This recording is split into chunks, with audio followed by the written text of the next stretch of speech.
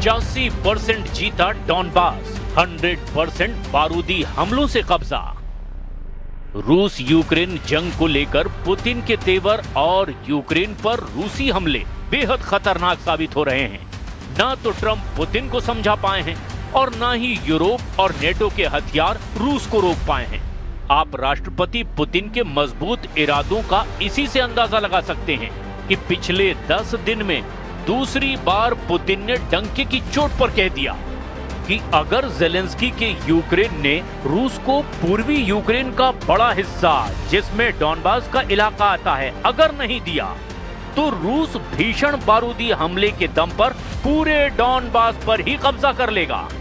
तो वहीं दूसरी तरफ मॉस्को में पुतिन ने ट्रंप के दामाद और ट्रंप के विशेष दूत स्टीव विटकॉफ से मीटिंग के दौरान ही कह दिया था जो शर्त और बातें 15 अगस्त 2025 को ट्रंप के साथ अलास्का मीटिंग में हुई थी।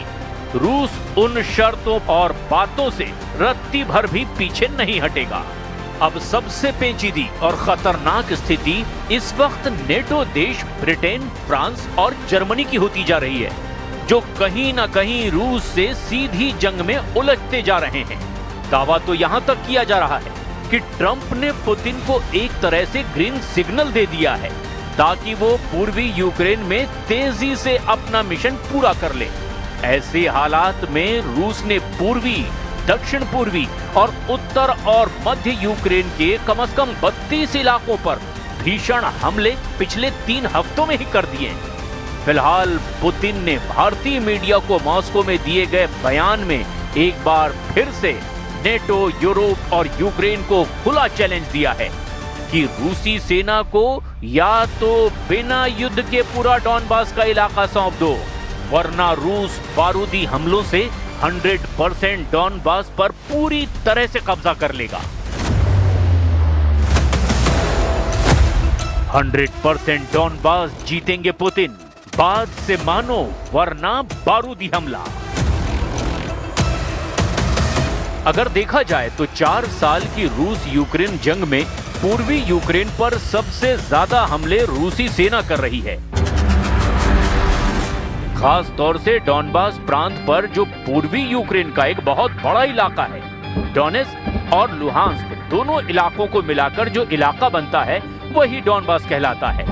और इसी डॉनबास पर पुतिन की नजरें गड़ चुकी है, जो लगातार डोनेत्स्क और लुहांस्क में हमले कर रहे हैं।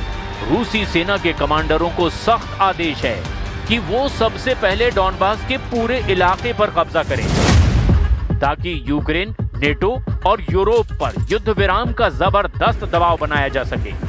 और यही वजह है कि रूस ने 21 अक्टूबर 2025 के बाद से यूक्रेन के कम से कम 20 से 25 शहरों पर बड़े मिसाइल और ड्रोन से हमले किए।